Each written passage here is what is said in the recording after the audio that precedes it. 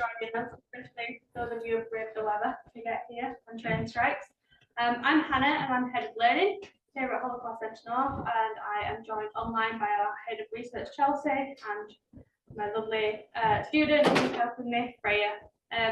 But tonight, more importantly, we're joined by our speakers, Jon and Bob. So a few technical things to mention for those of you online. Chelsea will be monitoring the chat, so if at any point you have any questions, please put them in there and then we will do our best to get to all of them at the end. There's those of you in person. Good old raise of hand at the end. The talk should last about 45 minutes and we're hoping to have about 15 minutes for discussion and questions at the end. So we are recording tonight's event and tomorrow you'll receive a link with the recording and a short online survey. So any feedback is always very useful. Now, before I pass over to Jon and Bob, I'd like to introduce them properly. So Jon is Emeritus Professor of Media and Criminal Justice at Bedford University and also a former BBC Home Affairs Correspondent.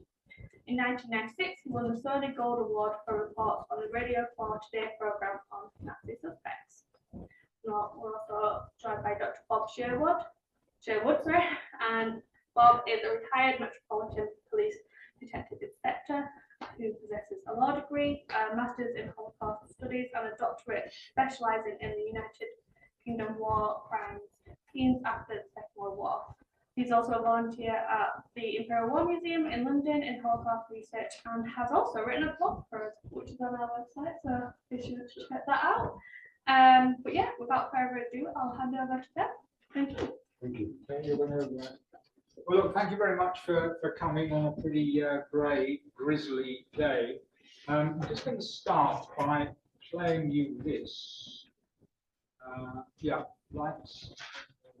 Put the lights back on here in a minute. And this will probably provide a bit of context.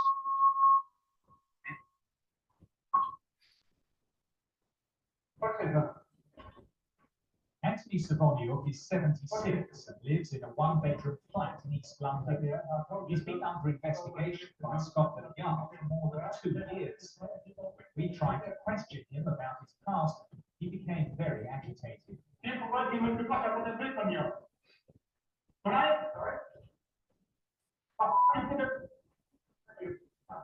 Although he didn't pursue him, Savoniuk went to find a weapon. Returned with a lump of rusted metal. Were forced to move swiftly away. This is where the alleged crimes took place, the small town of Domačevo in the southwest of Belarus. In 1941, when the Germans invaded, Savoniuk was the deputy commander of police. Theodor Zan has lived here all his life and was at school with Savoniuk. Scotland Yard told him that he'll be a witness if there's a trial in England. He took me to a mass grave in the forest, explained how, while hiding, he saw Savoniuk kill a group of Jewish women cold blood. Put your clothes over there. Take them around, faces down. Then they're all machine guns. In 1941, there were 4,000 Jews living in the area. Within 18 months, all but a handful had been slaughtered by the Germans and local collaborators. Ivan Baglai has been interviewed as an eyewitness several times by war crimes detectives. He's also agreed to give evidence in England. So when you come, here's no one. Everyone. All the villages, Russian as well as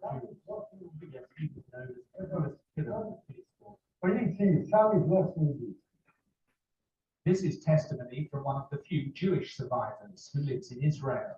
This evidence too will be put forward at the trial. Savoniuk's solicitor said his client strenuously denied the allegations and pointed out that he voluntarily been interviewed by the police. But in Domačevo, hundreds of bodies, men, women and children lie in a mass grave, and more than 20 witnesses will say Savoniuk was responsible for many of the deaths. This is one of the forgotten killing grounds of Europe, but for some, the horrors of the Nazi occupation are still fresh. Now they're waiting to see if probably their story will be told in an English portrait. Jon Silverman, BBC News, the March of Her in Belarus. John, could you just give a very brief synopsis of the video? I don't think it was an amazing sound quality online. Sorry. A brief synopsis. Sorry. Yeah. Well, okay. Well, that film, which ran on the BBC, what was then the 9 o'clock news, the main news in the evening, ran in September 1997. And Soboniuk, Anthony Andrei Soboniuk, was charged about 2 weeks later. And he is the only person who was charged and convicted under the War Crimes Act of 1991. And that's why we've started with that. Soboniuk was a Belarusian auxiliary policeman who murdered Jews in collaboration with the Nazis in 1941-42. But as I say, he was the only person to be convicted. And one of our starting points for the book was the War Crimes Act of 1991. When the police began investigating suspects, they had 274 potential suspects in England and Wales, and a further 17 in Scotland. And one of the questions, one of the research questions was, how is it that out of that total number, and 8 years of investigations all over the world at a cost of more than £11 million, there was only one conviction. There was one other prosecution, which I'll come on to later on. So Bob is going to pick up the story from the 1991 War Crimes Act, how it came about nearly 50 years after the Second World War. Thank you, John. Good evening, everyone, and thank you again for turning out here, the dreadful weather and the lack of trains and so on. Thank you again. How the 1991 War Crimes Act came about, it was an obscure way. I think it's important and probably helpful to explain what happened after the war very briefly and what led up to the War Crimes Act of 1991, which until I started my research for my doctorate, had very little knowledge on, even though I did Holocaust studies as a master's. And possibly a lot of people here may not know it either, but hopefully John and I can fill that gap for you, because most people are aware of Nuremberg trials and the immediate post-war trials and investigations. After the war, 1945, Great Britain and other countries of the Commonwealth and the United States were dead short of people to work. And they had to implement a policy called populate or perish, which effectively meant they needed people to do the railways, hospitals, and so on and so forth. And consequently, they decided to let pretty much people wanted to come to this country who had served in the Allied armies in the Second World War. A number had served in the East, who were originally from the Baltic countries, Lithuania, Latvia, Belarus, Ukraine, and other countries in that area. In 1941, some of these people helped the Nazis. There is no doubt whatsoever that the Holocaust wouldn't have happened to the extent it did without the assistance of the indigenous population in the East. A number of them, and there's many, many examples of that. The concentration camps and extermination camps should be distinguished. Concentration camps were purely places to hold people. Deaths took place, but they weren't primarily designed to execute and exterminate. As extermination camps such as Auschwitz, Chelmo, Belarus, Sobibor, Sobibor, Treblinka, they were designed specifically to exterminate people and kill people. And the local population, as John the two just now had a big part in that. So in 1941 came Operation Barbarossa. Germans were on their way towards Russia. Orders were issued to kill the Jews, and the Holocaust came about. Can you speak up a little bit? Sorry? Can you speak up just a little A bit? little bit. Yeah. Okay, sorry about that. It's for online. No, that's fine. That's fine. I've never been told that before. Anyway, can you hear me at the back okay? Yeah. Okay, fine. I'll pitch it. Thank you. Thank you. So 1941 comes, and the anti-Semitic people in the East, in Belarus, Latvia, etc., joined up with the Nazis and were involved very heavily, some of them in the Holocaust. come 1943, the table turned and the Red Army began to work its way westwards towards Germany. And these guys thought, what am I going to do? And they cleared off. Went with the Germans, went back to Europe.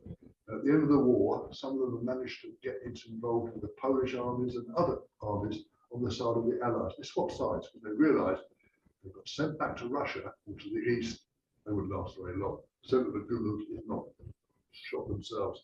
Because the Russians had already formed an investigation team called the Extraordinary State Commission to investigate German fascist crimes committed on Soviet territory. And they started pretty much in 1942 and were executed. These guys knew that. They keep away from there. Let's go to England. So if they lot them turned up in England, hundreds of them. In fact, it was estimated to be 200,000. Most of whom were decent guys who had done a lot of good stuff for the Allies. One or two were, the ones we're talking about. Hence, they were interviewed in drafty church halls, January nights, like this. Some guy will be there, had no knowledge. Yeah, who did you work for during the war? I was in the Allies, I was in the Polish Army. Yeah, okay, thanks so much. In you go. End off. And they came. A lot of them did work, they kept their heads down and so on and so forth. Anyway, move on a bit. Mid-80s, the world was changing a little bit. Holocaust consciousness, which is the subject itself, became aware. You had this Holocaust series on television. You had various other Holocaust began to become an issue again. And in 1986, a guy by the name of Ephraim Zurov, who became the successor probably to Simon Wiesenthal, who I'm sure everyone would have heard of, see some nods. There's a Simon Wiesenthal Centre based in Los Angeles. That centre produced 17 names by Zurov to give to the UK consulate at Los Angeles of criminals who were Eastern European in England, in Great Britain, Scotland and England. So this list came to England, and because we didn't have an extradition treaty with Russia, we had no real dealings with them. It meant that what was quoted to me as a too difficult bid. It was disregarded. But an MP by the name of Greville Janner, now he unfortunately was associated with other issues, neither his death. Not here to talk about that, but I must make it clear, this bill, he did an awful lot of good. He brought it up in Parliament. He was an MP for Leicester, I believe. Brought it up in Parliament. The questions started getting asked, and this created an issue. The government at the time was a Conservative government under Margaret Thatcher. The Home Secretary in 1988, February 1988, decided he would create an investigation, and he was asked to be a former Director of Public Prosecutions, Sir Thomas Hetherington, and equivalent in Scotland, because their law system's different, they do Roman law, we do common law, the Crown Agent to do a report between them, which they did. In between time, an all-party war crimes group, chaired by Merlin Rees, who was a former Labour Home Secretary, respected on both sides of the House, formed the group, and it was a very active, very highly regarded group. They produced a report in 1988 by Professor David Cesarani, happened to be my supervisor when I did my doctorate, and some of you may be familiar to some of you, sadly not with us anymore. And in 1989, the Hetherington-Chalmers report was issued by the government, or by the former GPP and Crown Agent. Government accepted it, and they tried to push through the Parliament Act, which they struggled to do. There was objections to it in the Lords and so on, and eventually the War Crimes Act was passed in 1991 in May. And the act was very simple, and it said, proceedings against any person in the United Kingdom, regardless of nationality, for murder, manslaughter, or culpable homicide committed in Germany or its occupied territories from the 1st of September 1939 to the 5th of June 1945. That was the date the Russians finally accepted the German surrender, not May as we recognise it as. A team was formed, a squad was formed from New Scotland Yard, and I have to admit, ladies and gentlemen, I didn't know they existed. I had lunch recently with two former friends of mine who worked with me at the time this unit was operating. One became a Deputy Chief Constable, the other became a Detective Commander. Man and woman, neither of them knew that either. So it was kept very much in-house, and it was basically done on the guy who ran the squad, whose name John will probably mention later. He phoned up his contemporaries and people were recommended for it. They formed the squad, and as you know, as John said, they had one conviction, the only conviction in the whole of the country. right? Yeah, do you want to come on there now, Pick it up John? from So there. that's Yeah. how the squad, came Yeah. about and the squad was formed. John. Just to clarify about the Act, the War Crimes Act, because a lot of people have wondered, well, why on earth was it that 50 years after the war, suddenly we decided that we would be able to prosecute people who were already probably in their 80s, and many of them infirm. The fact is that until that point, because they hadn't been British citizens or resident in Britain at the time of the war, there was no legal route in this country to prosecute them. So all that the War Crimes Act did was to extend the jurisdiction of the British courts to enable these people to be prosecuted for murder or manslaughter, as Bob said. And at the end of this series of investigations, which took place 8 years, as I said before, one reason that we decided to write this book is that there was no end of inquiry report ever published by the War Crimes Unit at Scotland Yard or the Crown Prosecution Service. Nothing was put in the public domain. And unlike some of the other jurisdictions like Australia and Canada and New Zealand, which also changed their law a few years before we did, without any success, I have to say, none of them had managed any convictions whatsoever. But they did actually decide to put something in the public domain. This country, perhaps for reasons of secrecy, never did.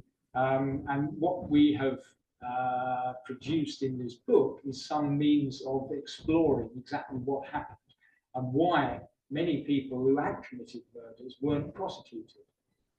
And this only emerged at the end of the trial of Sherwood. Now, he was the only person, as I said, who actually stood a full trial and was convicted. And just before the jury went out to consider the verdict in the Sherwood case, the press was handed a notice from the police war crimes unit. I was there at the time as a journalist. And they listed the criteria that the Crown Prosecution Service applied before they would consider anybody for prosecution. And one of those criteria, which surprised me at the time because I had no idea, was that a suspect had to have been in some sort of position of command. Now, there's nothing in the War Crimes Act. As Bob said, he read out the War Crimes Act. It's a very brief bit of legislation. It doesn't say anything about the sort of people who might be prosecuted or what role they played during the war. And I thought it was very interesting that already there was a kind of limitation put around the number of prosecutions because they were only looking for people who could be said to have been in a command role. And we're not talking about someone who had a whole battalion under them. The definition of a command role was basically somebody who might have fulfilled the role of a desk sergeant in a provincial police station, who might have had, a couple of PCs under him. So it was a very low bar to cross, but nevertheless, it did exclude people who were mere foot soldiers. So that was one interesting thing which restricted the number of prosecutions. But as we explored more, and I should explain that above the Crown Prosecution Service were senior lawyers known as Treasury Counsel. Now, they are people there to advise the Attorney General on whether there should or shouldn't be a prosecution. And in this case, the senior Treasury Counsel was a man named Sir John Nutting, who I got to know quite well during the course of this book. And he explained other criteria which also reduced the number of possible prosecutions. Another one was that they were only looking for cases where the victims were Jews.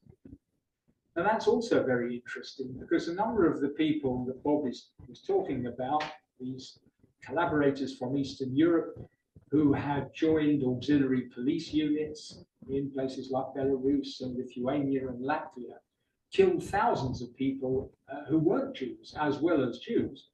But the prosecution wasn't interested in pushing those cases to trial. And I asked why, and the reasoning was it was a very kind of transactional reason, I suppose you could say. The prosecution decided that if the defense was able to show that somebody perhaps was close to the partisans, or maybe had some sort of dubious relationship with the partisan, there might have been some justification offered for the Germans killing that person.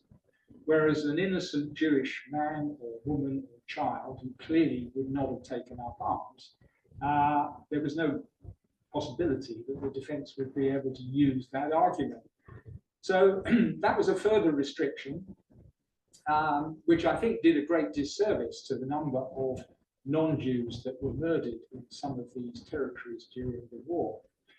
And one of the interesting things is the inquiry that Bob mentioned that actually recommended the War Crimes Act under these two very senior lawyers, Hetherington and Chalmers. They'd come to the conclusion, which is an obvious one if you think about it, that if anybody was going to be charged after all these years, they would inevitably be pretty old, and the witnesses would be old, and they might likely be infirm. They would have to come from all over the world. And therefore, there was a need for speed between charge and trial. And that had a critical effect in the case of the first person to be prosecuted. There were two prosecutions in England, only one conviction, as I said. The first person who was prosecuted was a man called Simon Serafinovich, who, like Savoniuk, was also a low-level commander in an auxiliary police battalion in Belarus.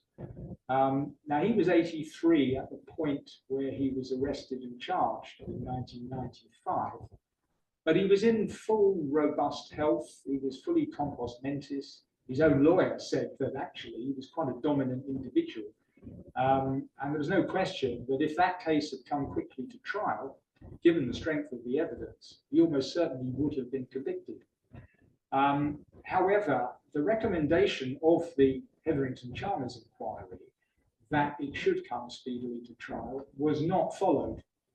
And what followed was what was known as a committal hearing, which, an old-style committal hearing, which meant that all the evidence was tested before a senior magistrate, before it went to full trial, so that the magistrate would decide if there was a prima facie case to answer, and if some of the charges didn't come up to proof, then they would be knocked out. Now that all takes time, and that hearing took 6 weeks in 1996, so it was already about 9 months after Serafinovich was charged. He was still compos mentis at that time. After that hearing, there was what's known as an abuse of process challenge. The defense tried to get the whole case thrown out. That was dismissed. By the time it got to an Old Bailey trial, it was already the beginning of 1997. Now, at this point, Serafinovich was 86, and he was already showing the signs of dementia. In fact, he died 6 months later. He clearly did have dementia. And so he never stood a full trial, and he was never convicted. But had this recommendation been carried out, he could have been put on trial quite possibly early in 1996, when he was fully able to stand trial. And he would have been the first person in this country to be convicted. So I think you can get some sense of that. And I'll go on after Bob's second contribution to talk about some of the cases, some of the quite egregious cases that weren't charged. But you can get some idea from that of the approach taken by the legal authorities. I think it was partly because the War Crimes Act that Bob talked about was a very contested piece of legislation. It was, while the bill was going through Parliament, it was thrown out 3 times by the House of Lords and reinstated by the Commons. And there was a lot of dissension, especially amongst older peers. Interestingly, many people who had fought in the Second World War had decided that by 1990-91, we should draw a line under the past, that all these issues had been dealt with and it would be wrong to reopen them. And it was often many younger MPs who thought that there was a clear moral case for prosecuting people who could be said to have committed war crimes. And the legal authorities, I think, took notice of that. Nutting himself said to me, look, in 1948, Churchill said that it was time to draw, it was an evocative phrase that he used in the House of Commons, he said it's time to draw a sponge across the past. And he was talking about war crimes trials that were taking place up to that point in the British occupied zone of Germany. Because there were a number of trials, including the Belsen trial, which is probably the best known one, but carried out by the British military authorities.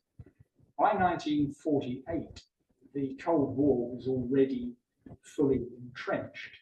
And there was a strong feeling in this country that we needed to focus on different priorities. And Churchill, I think, reflected that when he said, look, let's draw a line under the past.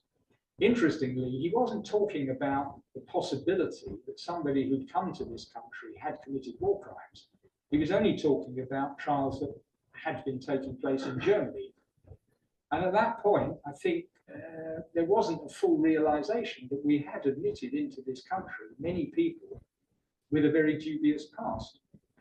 And, you know, we're talking in the north of England, there were people, Ukrainians, who came to Bradford and Sheffield and other parts of where there was a need for heavy industry and people to work in the pits and steel mills and so on. There was notoriously an entire Ukrainian Waffen-SS division that was brought here, they'd been captured by the British, and they were brought here. None of those people, as far as I know, was ever put on trial. Some of them had SS tattoos under their arms, but they weren't investigated. So you see there the connection between the sort of war weariness after the war, that we've dealt with the war crimes issue, let's move on, let's focus on the threat from Soviet Russia. And then suddenly in the mid 1980s, as Bob said, the whole issue gets reawakened, if you like, and we get to the War Crimes Act of 1991. So, Bob. Thank you, John. That leads me very nicely onto the War Crimes Act and the war crimes immediately post-war, 1945. John mentioned the Belsen trial, which is probably our most well-known national tribunal we conducted. It's right to say that in the First World War, there was an attempt to prosecute some Germans for war crimes, which was a complete farce, and it became known as the farce of Leipzig. I think that was in the back of people's minds, because bear in mind the Second World War finished in 1945, the First World War finished in 1918. It wasn't a lifetime away, they were conscious of that. However, the purpose of the war in Germany, the Second World War, was to defeat Germany unconditionally, defeat them to start again. And that was always the priority. War crimes was mentioned intermittently from about 1942 onwards at various conferences with Churchill, Stalin, and Roosevelt. You see the three sitting together. It was mentioned, but it wasn't the priority. So come 15th of April 1945, the 63rd Anti-Tank Regiment were in a little town called Belsen, which is based, the village is based between Bergen and Celle in northern Germany. I've been there 2 or 3 times. And the concentration camp commandant, they didn't know who he was, came out, face mask, covered his face. A couple of his guards just spoke English with a white flag. So there's a camp here where people were not well with typhoid. And please come in. They surrendered, which never happened since or before the concentration camp. That was a concentration camp. The British Army went in. I think most of us know what happened there. There was a wonderful operation conducted by medical students from London hospitals, northern hospitals over the country, came over there and saved loads of lives. Typhoid was roaming through it, kind of rigid with it. All the huts were destroyed, and there was a number of arrests made. But the problem was that no one really knew what to do about the crimes they committed. There had been no preparation. The army didn't know the camp was there. That's a questionable issue because we have control of the skies. Having been to the camp, there's a railway halt about a mile away. And they were walking because that's where a lot of them ended up from the east. They all ended up in Belsen. That's why the numbers were so high. Hence the reason why typhoid spread. And they had to walk through a forest, across a road into a camp, about 3/4 of a mile away. And next to it was a massive base as well, a German army base, Wehrmacht base. So the RAF were aware of this. The local people worked there because there was a camp and there was also a workplace. And I find it difficult to believe it didn't know as well. However, they did. They came in with a wonderful job as regards the health and saving of our lives. As regards the crimes, the people in the camp just wanted to go home if they could. People disappearing. They were wandering around Germany. That place was a terrible mess. But they did a couple of Corps of Military Police, the proceeders of the Royal Military Police, took a few rudimentary statements which are pretty basic. And then the government decided it was about time we produce a little team here for this and do it properly. So they eventually appointed a lieutenant colonel on the 26th of April, which was 9 days after Belsen was liberated.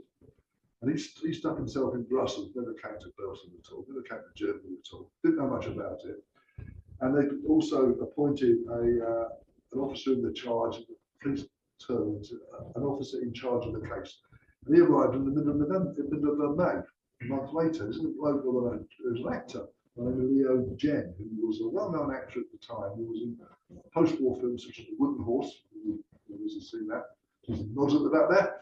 Pro Vargas. You do, yeah, it was a good film. He was in that. So he was an actor who was a theatre actor and a barrister, and he had a bit of war crime experience. He came there, and he did a reasonable job. But I managed to find these memoirs, which were stuck in boxes at RAF Duxford, which is part of the Imperial War Museum.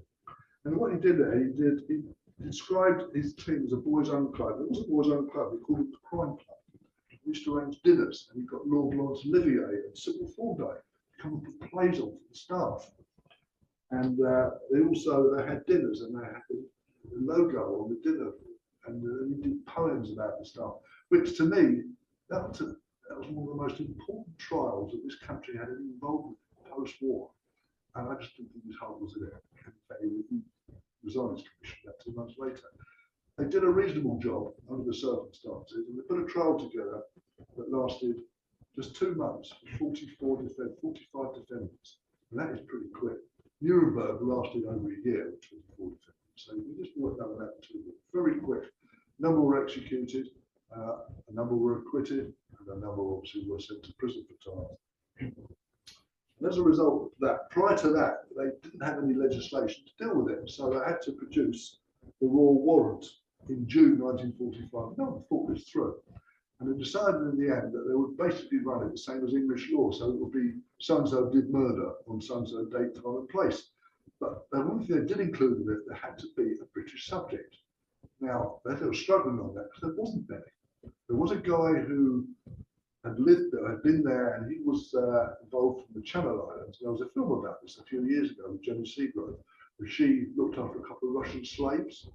Some of you may remember it. Bill Kenwright directed it.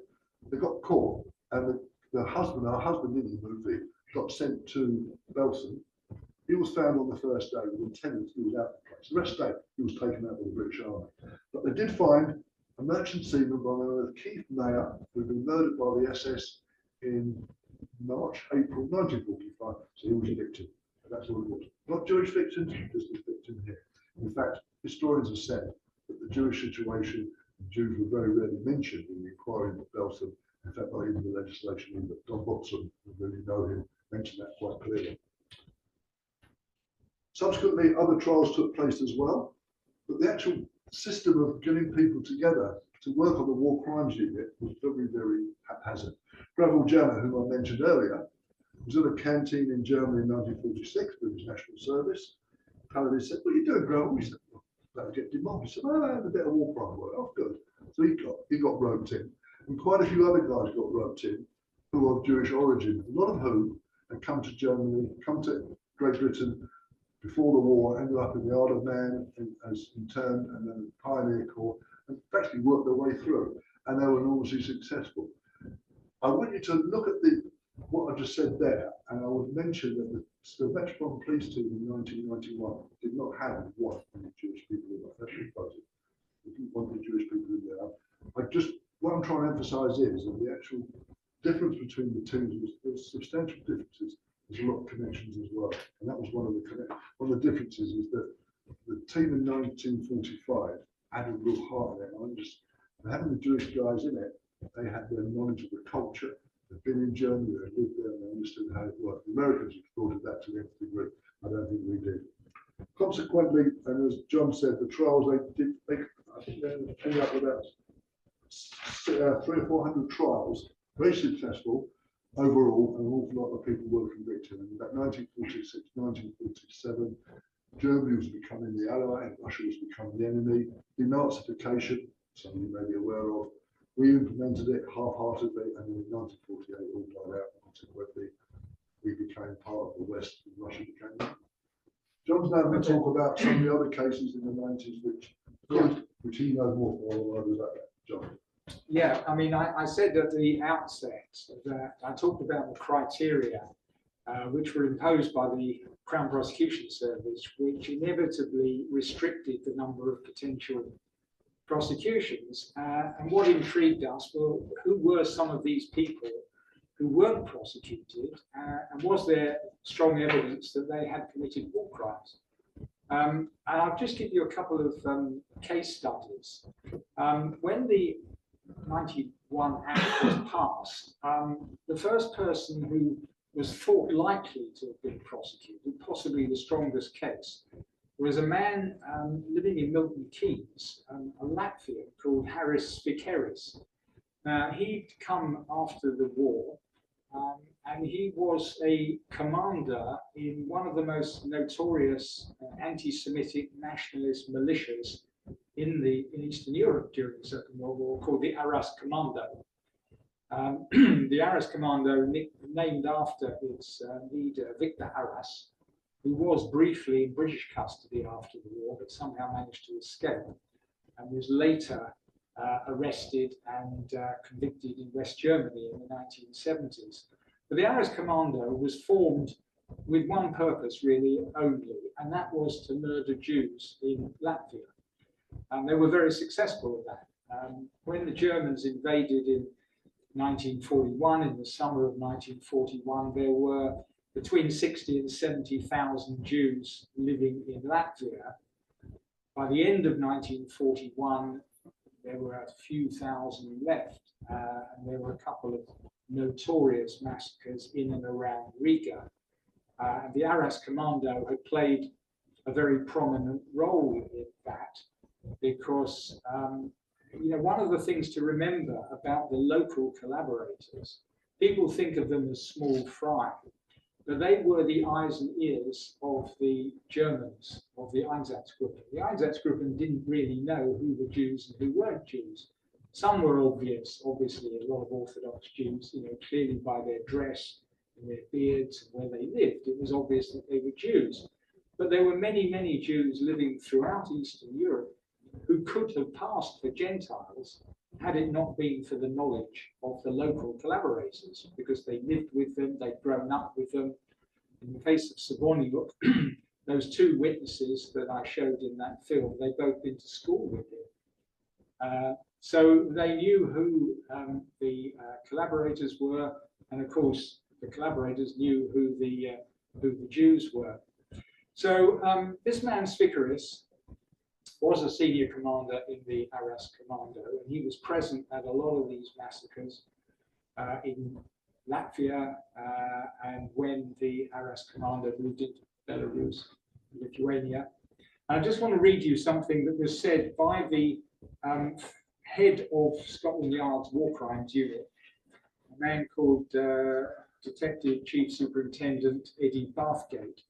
This was something he said to me shortly after he retired in 1995. He said, Spikaris was a powerful case, and I would cheerfully have put him on the charge sheet. The more the War Crimes Unit investigated him, the stronger the case got. There was no dispute about identification. He was a volunteer and admitted during the interviews that he was present when massacres took place without an actual confession of guilt. Moreover, he led the unit when its head, Victor Arajs, was away. But Spikaris was not prosecuted for the reason that I gave before about the restrictions on the sort of people that they were looking for and the the fact that they treated these cases as what I would call normative murder prosecutions, any other murder prosecution, where you don't have any DNA or forensic evidence, obviously 50 years after the war, you're not going to have that. But you needed eyewitnesses. You needed live eyewitnesses who would give evidence in front of a jury.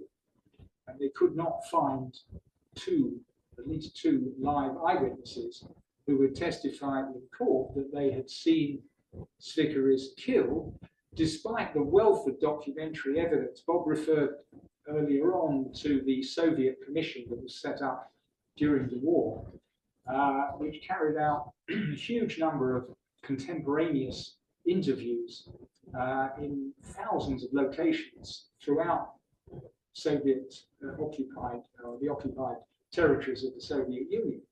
And they had a lot of documentary eyewitness evidence against people like Svikaris. But of course, many of those people were dead. And if they were still alive, many of them were too ill to come to the Old Bailey to give evidence. So Svikaris wasn't prosecuted. The last case I'm going to mention is a man who did gain some notoriety in the 1980s and early 1990s that some of you might have heard of. A man called Gekas, Anton or Antanas Gekas, who immigrated to Scotland after the war, lived in Edinburgh, worked for the National Coal Board, and during the 1990s, there were a number of reports about him. He also was thought to have been a very, very strong candidate for prosecution. Gekas was a senior officer in the 12th Lithuanian Auxiliary Battalion, which again was a unit that was attached to one of the Einsatzgruppen units and carried out thousands of murders in Lithuania and then moved into Belarus. In fact, one of the massacres in a town called Sluts in Belarus was so notorious that the German officer, one of the German officers in command at the time, was so horrified at the bestiality of this battalion that he wrote to his own superior officer and said, whatever you do, please keep these people away from me in future. And the Sluts massacre was mentioned at the Nuremberg, the International Military Tribunal hearing at Nuremberg. Gekas was there, and in the early 1990s, to their great credit, Scottish television did a couple of documentaries about the crimes that the Gekas had been involved in, and they found witnesses. And I'll read you something that was said by a member of his platoon, interviewed by Scottish television about the killings in Slutsk. And he named his direct commander as Gekas, or Gesedicius, as he was, that was his birth name. And the witness said, he stood on the edge of the pit and gave the order to fire.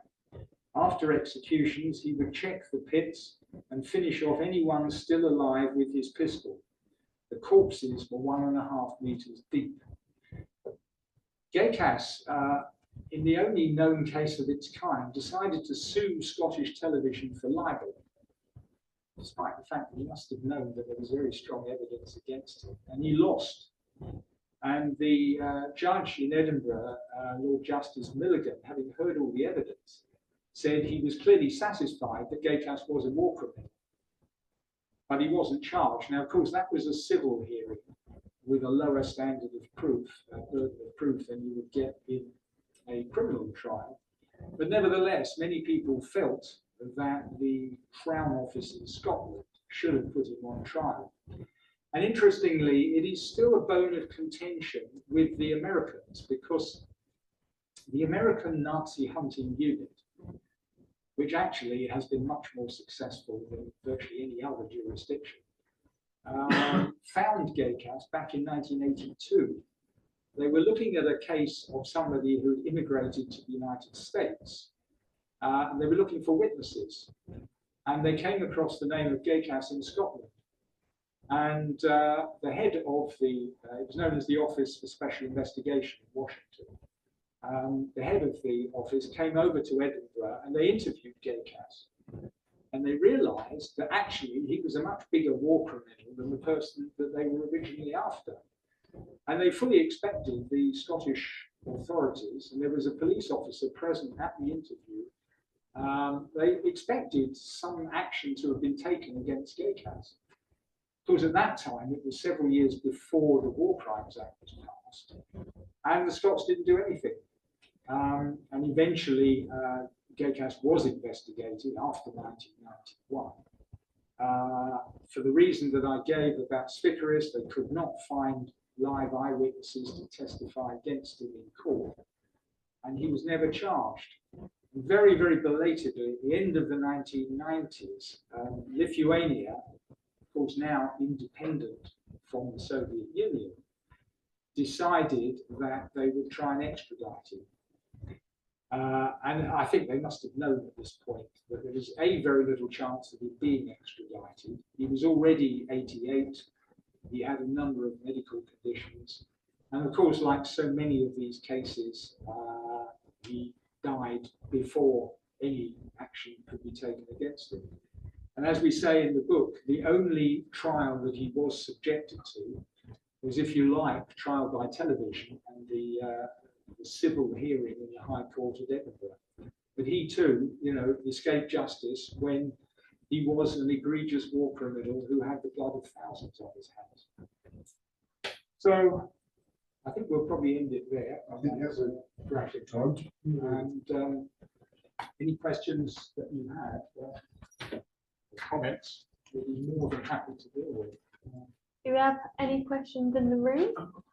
Did I hear you say that an entire Waffen SS division was imported into the country? Yep, you did. So that, how many people is that? About 8,000. Yeah. And where did they go? Well, many of them, I think, we don't know precisely, because obviously they didn't all go to one location. Quite a lot, went to Bradford, a million miles from here. Quite a lot went to other locations in the north. And then, there's witness testimony, even at the time of, Bob mentioned this very belated inquiry, which took place in 1950, after pressure from MPs, to interview a lot of these people who come to this country. Even some of those people by 1950 still had SS tattoos under their armpit. And they were only interested, the people doing the interviews were basically very, very young, inexperienced immigration officers or police officers. They were really only looking for people that were communist or pro-communist. The idea that this was a serious attempt to root out Nazi collaborators who'd come to this country is nonsense. And in fact, in the book, in the 90s, I interviewed one of the immigration officers who was very young at the time, he was about 20, who took part in these interviews. And he said, we had to get through about 30 interviews in a day. We had half an hour each for an interview. We knew virtually nothing about these people. We were given no information. What could we have possibly found out in the course of half an hour? Some drafting church hall in the north of England. So that was the end of any serious inquiry into the Nazi collaborators until we get to the War Crimes Act of 1991. Just they were this division was imported as a division or as 8,000 separate individuals? No, they were imported. If you read, Bob mentioned David Cesarani, and in a sense, David Cesarani was a very good historian of the Holocaust and was intimately involved in the parliamentary investigations. He talks about that division in his book Justice Delayed, which came out in '92. So in a sense, we are the second part of that inquiry. We've taken the story on from 91. He tells the story up to 91, but they were brought in, as one division. Nobody seemed to. I think one or two MPs raised questions about it, but it didn't really get anywhere. They were based. They had they defected from the Germans, and they ended up in Rimini in Italy. And they were brought over by the British. As Bob said, there was such a manpower shortage at that time because of the war. But basically, we took in anybody who we could get. Interestingly, the only restriction at that time was on Jews coming to this country because of Palestine. So one of the ironies of history. Was there one particular event that motivated you to start the book? One particular event. Well, from my point of view, I got interested in war crimes trials because when in the 1980s I was based in Paris for the BBC, and the first big story that I covered was the trial of Klaus Barbie in Lyon.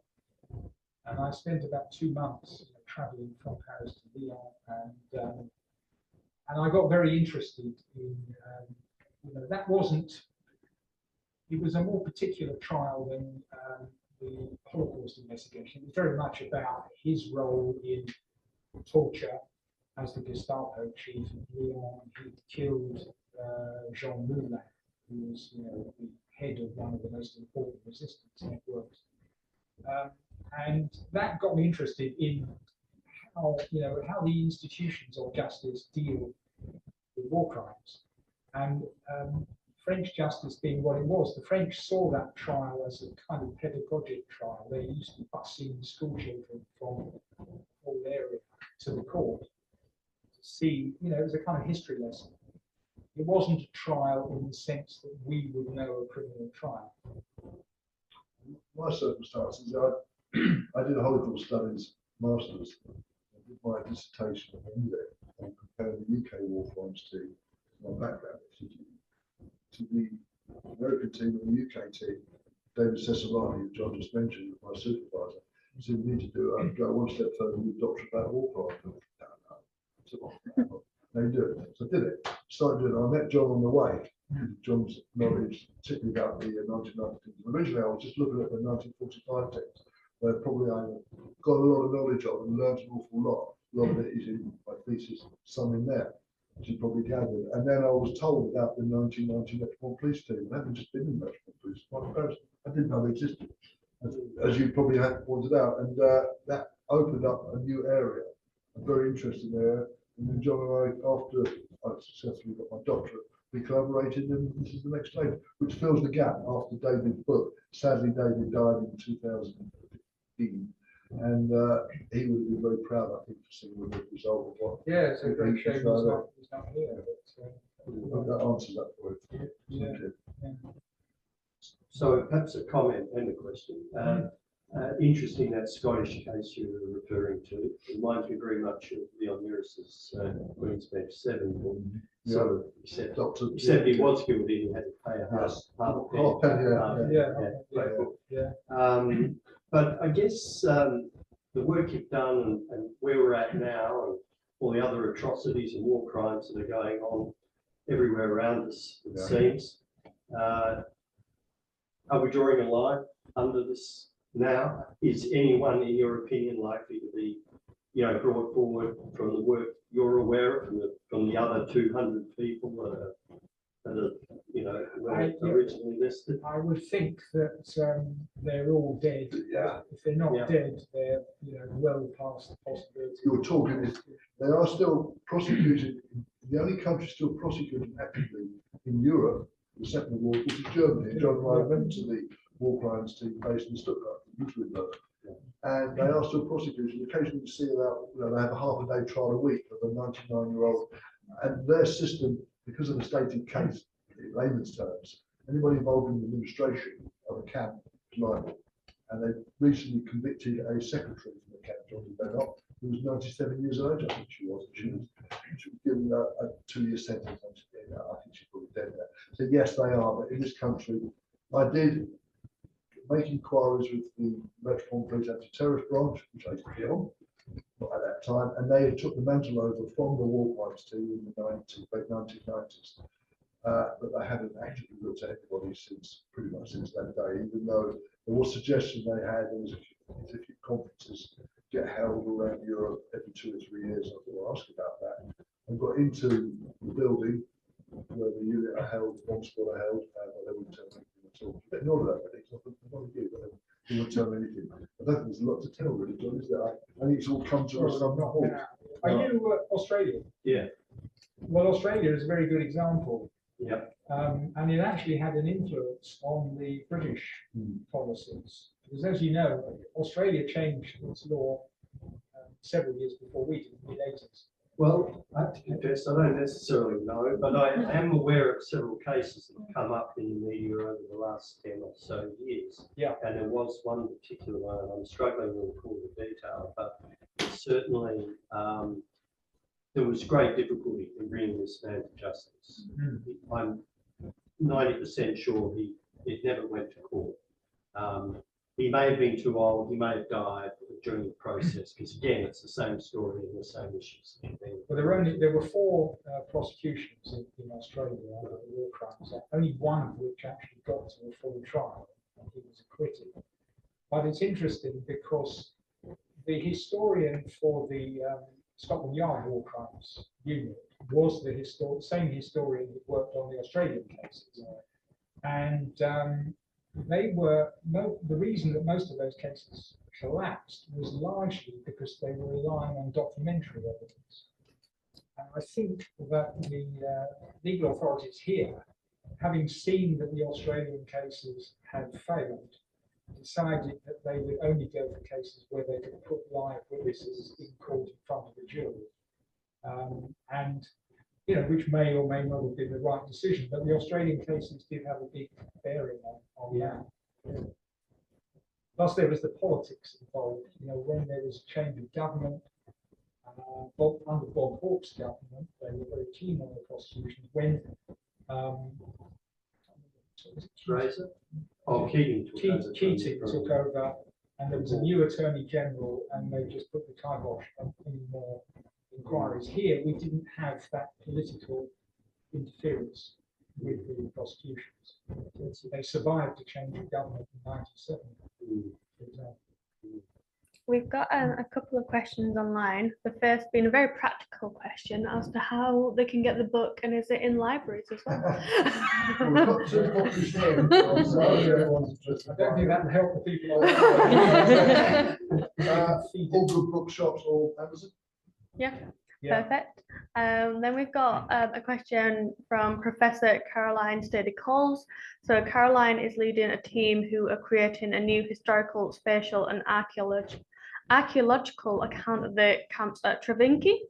And she was wondering if you'd come across any Travinki men who had come to the UK or who were investigated under the bill.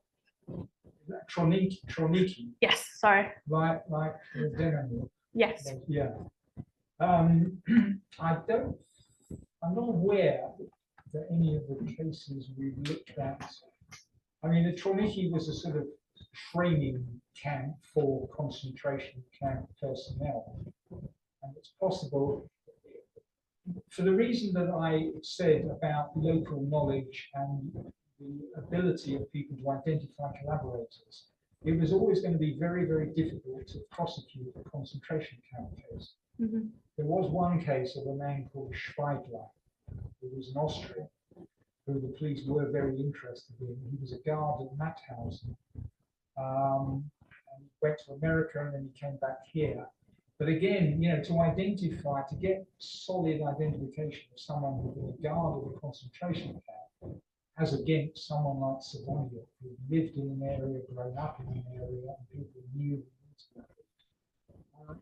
But in answer to Caroline's question, no, I don't know of any trauma cases that we've come across. Thank you. And we've got a question from Clive. Well, it's a comment and a question. So the Met Police War Crimes Unit has managed virtually no prosecutions over the past 25 years since now they start soliciting business by putting up posters at airports. What has been going on with this unit? I really don't think that's relevant to the. Yeah, I suppose it's about war crimes in there. Okay. Yes. Yeah. Fair enough. Yeah. Yes. Cool. So I'm just scrolling through. There's quite a few comments saying it was interesting. Thank you for the talk.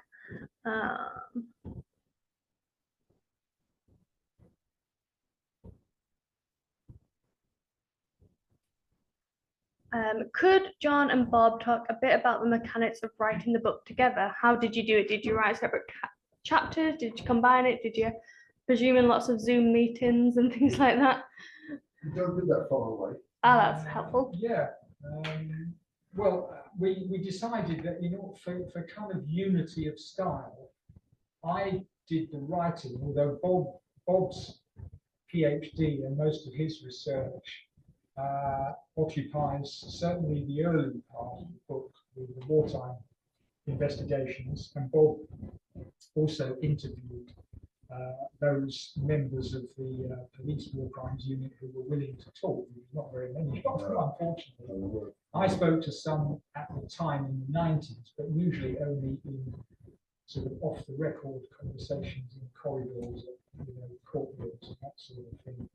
So yeah, I mean, we had a lot of, you know, discussions back and forth, and we did a lot of research together. We both went up to Scotland to look at the information about GACAS and others, and we went to Germany together and to Washington to the Holocaust Museum and interviewed the head of the Office for Special Investigation, who is a very remarkable man called Eli Rosenbaum, who was very, very helpful with information. And of course, the Americans have been very successful in using the Civil War to denaturalize people who lied on their immigration forms when they entered the States. And they've deported a considerable number of people, certainly well over 100 since 1979.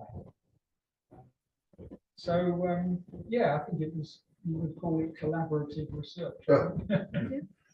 We've got two more. So someone has shared a link to a BBC article, but they have said they've read that some collaborators actually ended up working within MI6. Do you know if that's true or not? Well, well, one of the things I would love to have been able to substantiate was there were all sorts of stories around. GACAS was one of the reasons that GACAS was said to have not been prosecuted was that when he was working for the National Coal Board, as I mentioned, it was said that he passed information on to MI5 during the miners' strike. I've never been able to see any solid empirical evidence that that's the case. Likewise, we know it's fully documented that MI6 was involved in trying to recruit some of the Baltic collaborators to send back into the Soviet Union at the end of the war, and in the late 1940s, to try and undermine the authority in the Soviet-controlled satellite states, Baltic states, and so on. And I found some evidence in the National Archive about two people who were Caucasian. They were from Georgia, who had collaborated with the Nazis. And there is a reference to MI6 having been involved in some way in either them coming to this country or in trying to get them British citizenship in the 1950s and early 60s. But it's very tantalizing because there's nothing more that says, MI6 prevented the War Crimes Unit from prosecuting them. None of those files, and interestingly, the police were denied access to any of the MI6 files or MI5 files. So we just don't know. Not all about that. I asked several officers that when I was doing my research, and they all denied knowledge of that. And interestingly, I'm sure Bill will mention this, any final report, in traditional or normal ways, at the end of an inquiry or end of any unit, a report's done for people to learn from. And the Americans update, they do this, the Australians certainly did it, the Canadians still do it, the New Zealanders did it, the Kiwis even did it, and then they gave a report to the press that we could do it. There's only two of them. The Scots did it, it was pretty worthless, but they did it. The War Crimes team at the end of the Second World War didn't do one. The War Crimes team, the Metropolitan Police didn't do one either. There's nothing to look at. And all the files, all the dockets, the respective cases are embargoed till 2049 and 2050. There's nothing for us to learn about that. We had to purely do with the way we did it. And that question again, as rightly put up there, I think possibly yes, but there's nothing written down in all my contacts in Metropolitan. No. And the date we moved on with that. The only thing to add to that is that on the files, we were contacted by someone. There is an inquiry going on into what happened on Alderney at the end of the war. There's an inquiry going on to try and establish how many people were murdered on Alderney. They asked us, they're also trying, this is under Lord Pickles, so he's the UK representative, they asked us whether there are file references that we could not get open, because they're also trying to get files open to illuminate what happened on Alderney. And we said we would collaborate with them and give them the reference numbers of files that we've been unable to get open. So, you know, watch this space. It may be possible in a year or two to get access to files that are closed. FOI, that doesn't. No, we did think of FOI. Yeah, I did several of those, and with the Metropolitan Police. I tried all sorts of angles to really get into it, but they wouldn't tell anything. We've got one final quick question. And also before I ask that, Ian, one of our wonderful MMA students here at the university, has just put a note in to say that your book is available on Audible the day after tomorrow. Oh, So, FYI. Yes, it's very Apparently so. me. Perfect. So do get it, do download it. Yeah, the question, has the government actually, I'm presuming the British government, apologised for the fact that collaborators were allowed to settle in the UK? That we know of? No. Okay. Well, I'm aware of time and we have run over a little bit, but we did start a little bit later, if that's fine. So first of all, thank you to Jon and Bob. Thank you also to Chelsea and Freya, who got roped in last minute to help out with tech. Tomorrow we will send out, actually it will be Friday. Friday we will send out the recording and a short survey. For those of you online, Chelsea's going to put the survey link in the chat, so if you can do that, please do. We do have a lot more events coming up, one of which is going to be with Professor Stady Coles, who put a comment and asked a question. And we also have Professor Stefan Herdler joining us at the end of the month. Now, Stefan won't be speaking about this, but part of his work is actually the expert witness to the trials that are currently happening in Germany. So very interesting. So please do come along to those if you can. All those details will be on our website, social media, newsletter, all the things. So thank you again to our audience in person and to our audience online. And finally, can we give Jon and Bob a final round of applause?